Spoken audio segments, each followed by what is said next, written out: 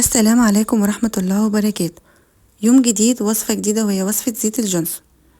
أفضل زيت للشعر هو زيت الجونسون بتاع الأطفال، بيدي لمعان حلو جدا. تابع معايا الطريقة للآخر وانت هتعرفي أهمية وفوائد زيت الجونسون بتاع الأطفال لبشرة طفلك ولشعره كمان. كل اللي عليكي انك هتجيبي 3 خطوات زي ما انت شايفة كده: قطنة نضيفة ومشتين، مشت سنونه ضيقة والمشت التاني سنونه واسعة.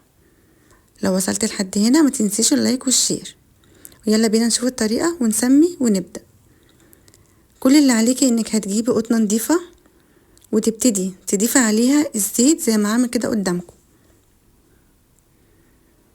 ما ينفعش تضيفي الزيت مباشرة على شعر طفلك ولا على ايديكي، زي ما عامل كده هتضيفيه على القطنة اهو زي ما انتوا شايفين، وتبتدي تمرريه على سنون المشط كده، واوعي تحطيهم على ايديكي زي ما قلت في اول الفيديو. لازم تعملي الخطوات دي لطفلك يوميا، ده بيعزز فروة الراس وبيحسن الدورة الدموية. حلوة جدا جدا، جربوها. الخطوة التانية هنجيب برضو المشط اللي سنونه ضيقة زي ما عملنا في الخطوة الأولانية، هنعمل في المشط ده زي ما انتوا شايفين كده، ونكررها تاني على فروة الراس بتاعت طفلك. الخطوة الأخيرة بقى معانا الاختراع الجميل ده، وهي الديرما. حلوة جدا لبشرة طفلك يوميا لتحسين الدورة الدموية، وليكي انت كمان شخصيا.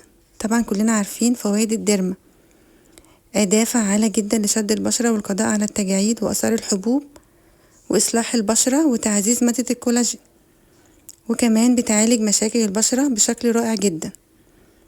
وكمان تقدري تستخدميها مع الكريمات والسيرم لتسهيل امتصاص الكريم بتاعك أو السيرم اللي انت هتحطيه على بشرتك.